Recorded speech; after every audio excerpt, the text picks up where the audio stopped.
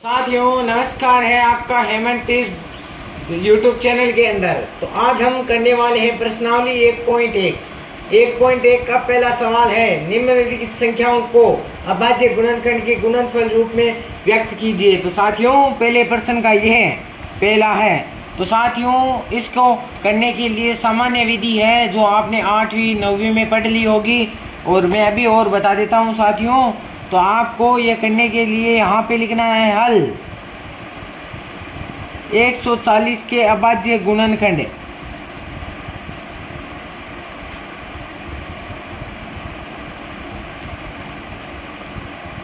तो साथियों ये जो भी मैं रफ कार्य बता रहा हूँ, ये जो रफ कार्य है आपको बोर्ड की कॉपी के अंदर शो नहीं करना है। 140 अब इसके अंदर हमें छोटी सी छोटी संख्या का भाग लगाना है। अंत में 0 है तो 2 का भाग आसानी से जाएगा 70। अब अंत में वापस 0 है तो 2 का भाग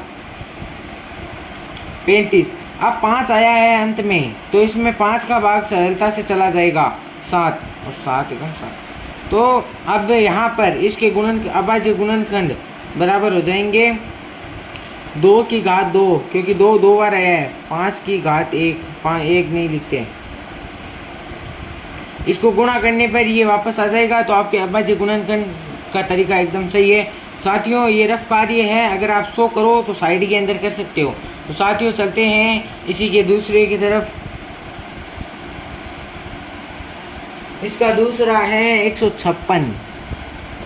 साथियों हल लिखना है 156 के अभाज्य गुणनखंड।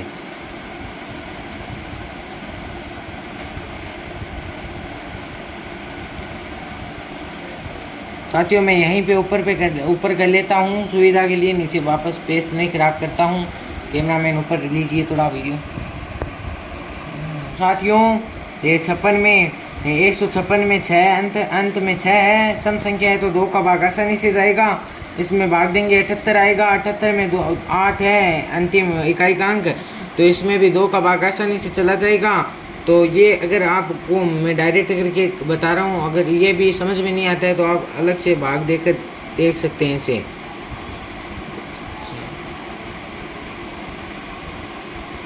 तो इसमें साथियों 39 आ जाएगा, 2 का भाग देंगे। आप साथियों इन दोनों का भाज्य अभाज्य और भाजकता के नियम आते हैं तो ये आराम से कर पाएंगे। अब इन दोनों को हम जोड़ते हैं तो 12 आता है, और 12 3 में 12 का भाग जाता है, नहीं 12 में 3 का भाग जाता है। तो इसमें 3 और ये 3 13। तो इसके अभाज्य गुणनखंड हो जाएंगे 2 की घात 2 इंटू 3 की घात 1 इंटू 13। तो साथियों हम चलते हैं तीसरे की ओर।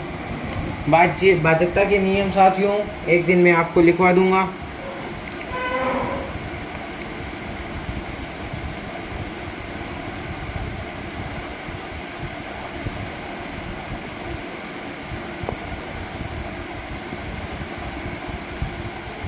तो साथियों इसका भी हम ऊपर थोड़ा कर लेते हैं, तो 17 का चला जाएगा। तो अभाज्य गुणनखंड होंगे इसके 5 की घात 2 इंटू 3 की घात 2 इंटू 17। चौथे सवाल की तरफ चलते हैं साथियों। सवाल बहुत सरल है साथियों, मन के साथ गणित को मिलाइए, 100 में 100 आएंगे आपके।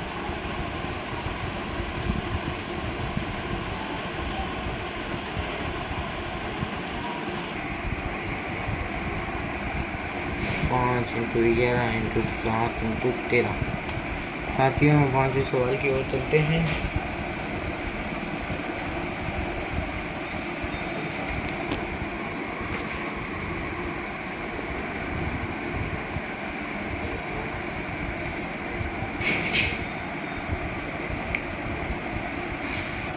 इसके अभाज्य गुणनखंड हमें करने हैं, इसी विधि से करने हैं। ये सवाल मैं आपको करने के लिए देता हूँ, अगर किसी भाई को समझ में नहीं आता है तो मुझे डीएम करें। प्रश्न संख्या 2 है, पूर्णांकों के निम्नलिखित युग्मों के HCF और LCM ज्ञात कीजिए और इनकी जांच कीजिए। दोनों संख्या को गुणनफल बराबर HCF इंटू LCM ये सूत्र दिया गया है साथियों, जो मैंने अभी पहले उदाहरण के अंदर भी उपयोग में लिया था। तो साथियों इस सूत्र की मदद से हम इन सवालों का हल करने वाले हैं। अभाज्य गुणनखंड विधि आप समझ चुके हैं, तो अब मैं इस वीडियो के अंदर अब नहीं समझाऊंगा यहाँ पर। तो यहाँ पर सीधा लिखेंगे 26 के अभाज्य गुणनखंड।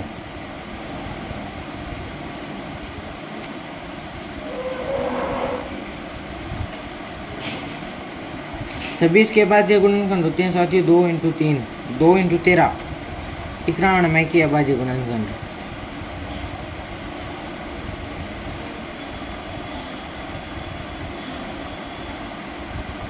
सात × 13 साथियों।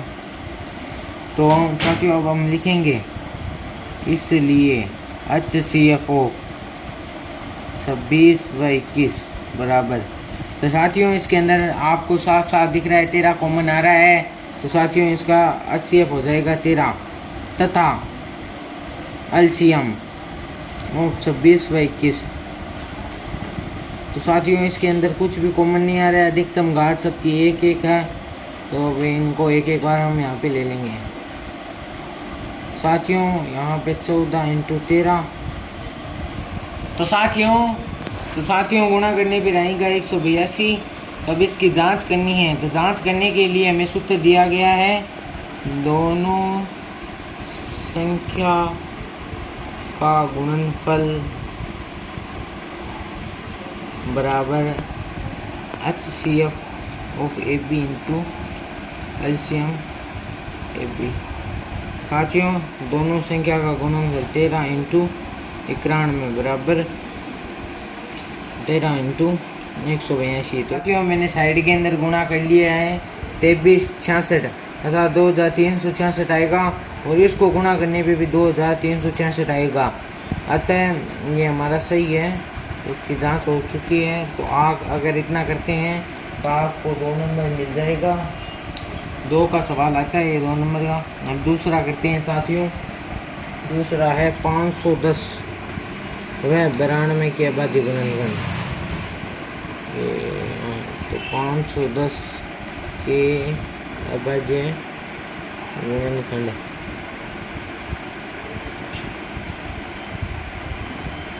तो 92 के अभाज्य गुणनखंड।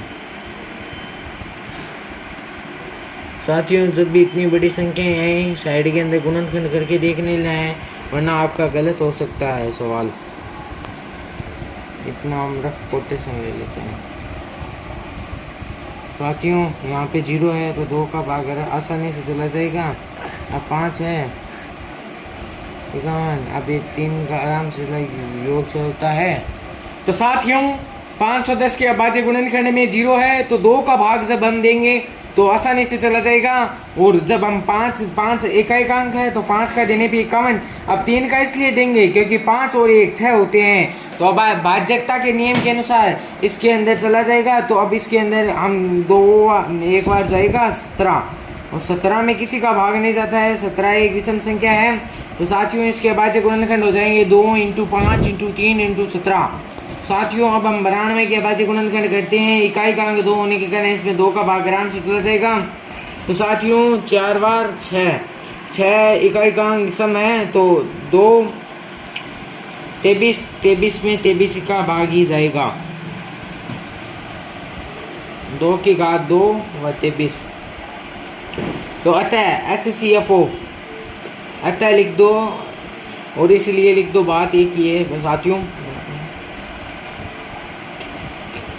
यहाँ पे साथियों जो ऊपर वाला प्रश्न है इसमें यहाँ पर जांच भी लिखनी है।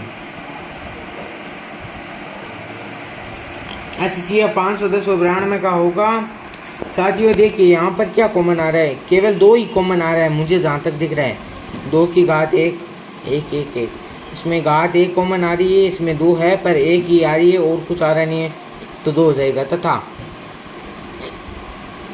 एलसीएम ऑफ, इसमें अधिकतम घात 2 है, 2 घात 2 5 3 17 23।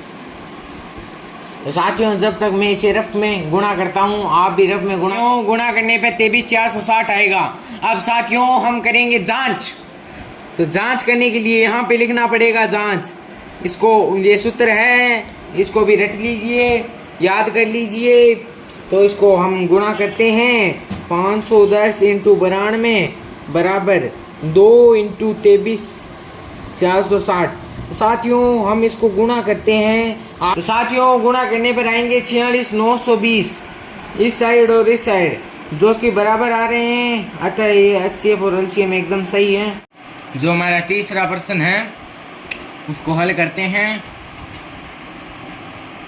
336 के अभाज्य गुणनखंड साथियों आप भी कीजिए, मैं भी अभी करता हूँ।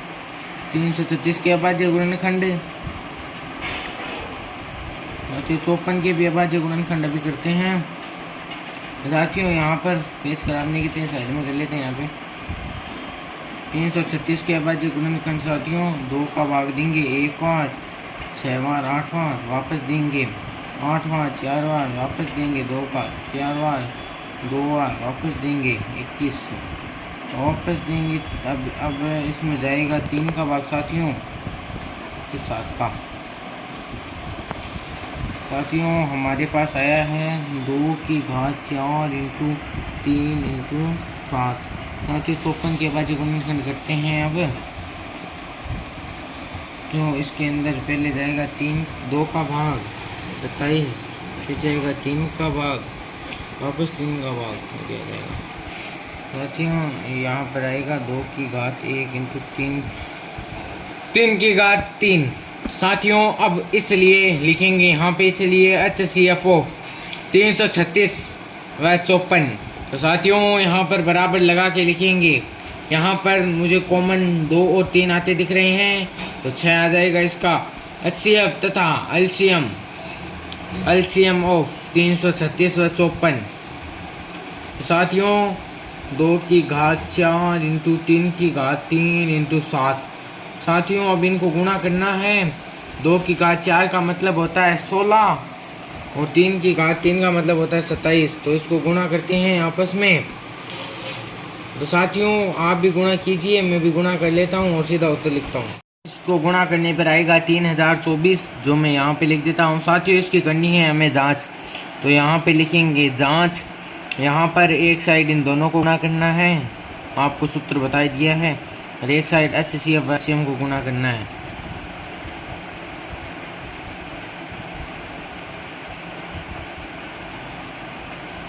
साथियों इसको गुणा करने पे आएगा 18144, तो इसको गुणा करने पर आएगा 18144। साथियों अभी मैंने ये गुणा किया है, आप भी गुणा कर लो। ये हमारा सवाल हो गया। अब साथियों प्रश्न संख्या 3 है, अभाज्य गुणनखंड विधि द्वारा निम्नलिखित पूर्णांकों के HCF व LCM ज्ञात करने हैं। तो साथियों पहला, इसके तीसरे का पहला है 12 15 व 21। तो साथियों इसके अभाज्य गुणनखंड ज्ञात करने पड़ेंगे। 12 के अभाज्य गुणनखंड, 12 के अभाज्य गुणनखंड लिखने हैं साथियों। तो 12 के अभाज्य गुणनखंड होंगे 2 इंटू 2 इंटू 3। तो साथियों 15 के अभाज्य गुणनखंड होंगे, 1 मिनट लिख देते हैं, अभाज्य गुणनखंड बराबर 3 इंटू 5। तो साथियों 21 के अभाज्य गुणनखंड होते हैं 3 इंटू 7।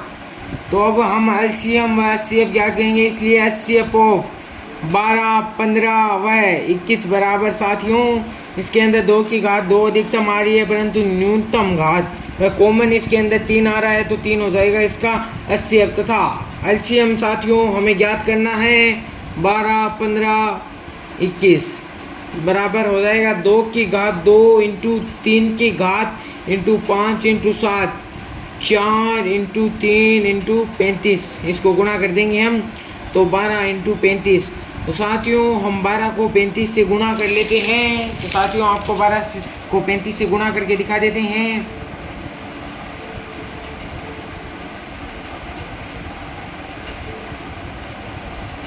$420 साथियों। तो आता है साथियों इसका HCF 3 आ जाएगा, वह LCM 420 आ जाएगा।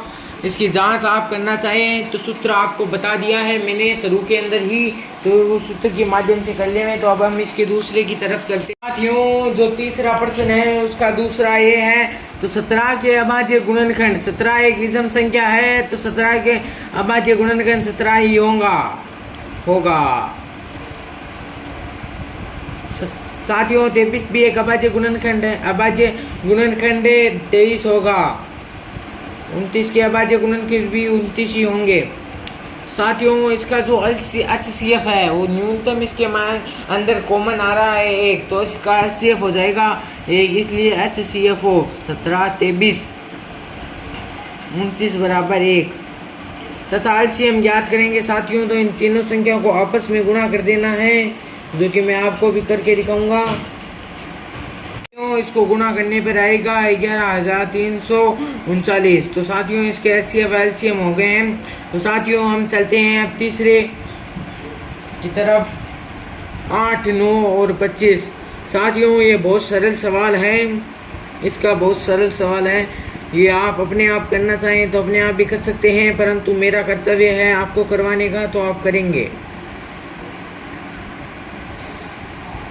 तो इसके जगह 2 की घात 3 इसके अभाज्य गुणनखंड हो जाएंगे 3 की घात 2, तब 25 के अभाज्य गुणनखंड हो जाएंगे 5 की घात 2। तो साथियों अब इसलिए HCF ऑफ 8 9 25 बराबर 1, क्योंकि इसके अंदर कोई कॉमन नहीं है साथियों, तथा LCM 8 9 25 इनको आपस में गुणा करना पड़ेगा। तो साथियों मैं 1 मिनट में गुणा करता हूँ। साथियों इसको गुणा करने पर आएगा 1800, जो कि इसका उत्तर आ जाएगा। साथियों जो चौथा प्रश्न है वह बहुत प्रश्न संख्या है हमारी 1.1 की, HCF ऑफ दिया है साथियों, लिखते हैं। ऐसा उदाहरण साथियों मैंने आपको एक करवाया था, उसकी सहायता से भी कर सकते हैं। HCF ऑफ 306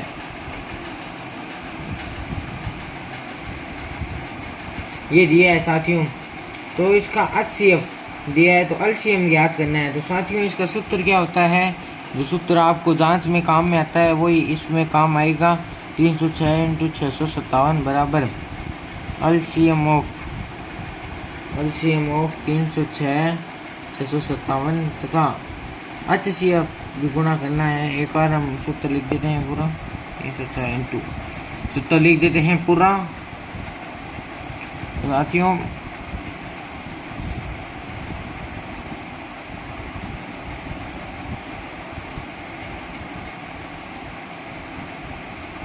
तो साथियों हमने सूत्र लिख दिया है पूरा। तो साथियों 9 का पक्षांतर कर देते हैं इस और, तो 9 का पक्षांतर करेंगे तो इसमें 9 का भाग लग जाएगा, तो भाग लगा देते हैं। 34 बार इसमें भाग जाएगा, तो अब इसको हम गुणा कर लेते हैं, ये कट गया। अब इसको 657 को 34 से गुणा कर लेते हैं, तो LCM ऑफ 306 और 57 के आ जाएंगे 657 के। साथियों मैं इसको गुणा कर लेता हूँ, 1 मिनट लगेगी। तो साथियों इसको गुणा करने पे आता है 22,388, तो ये इसका LCF है। तो हम लिख देंगे LCF ऑफ 306 657 बराबर 22,33,8, जो कि इसका उत्तर है।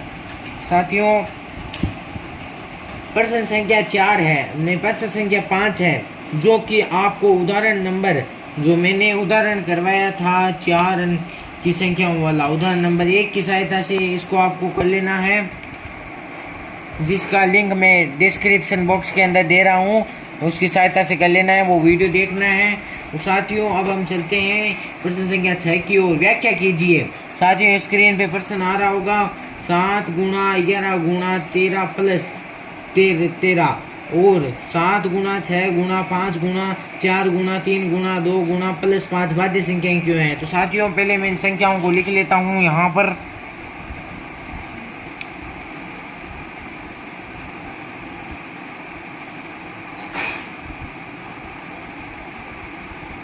साथियों अब इस संख्या के अंदर आपको क्या करना है, इस संख्या के अंदर हमको कॉमन लेके करना है इस सवाल को।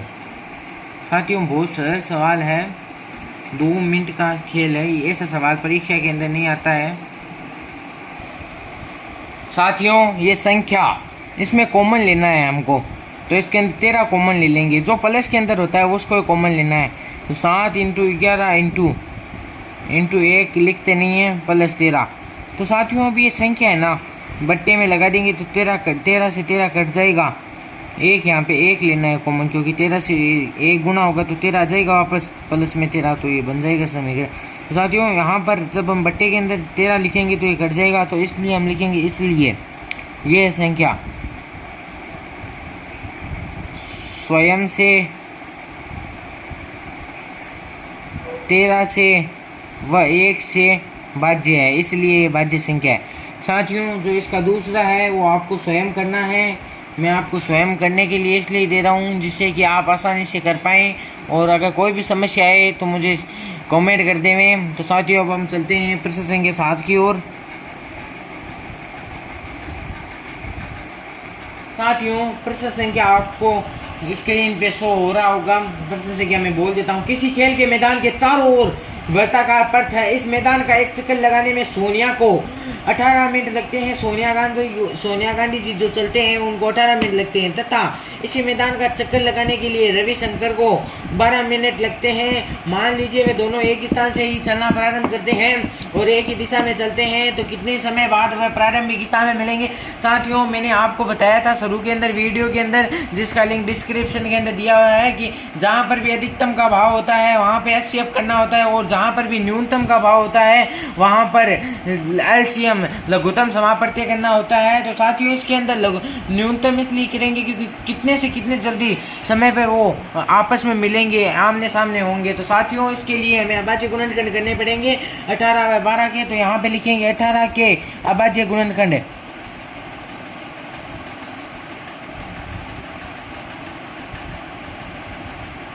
साथियों 18 के अभाज्य गुणनखंड होते हैं 2 गुणा 3 इंटू 3।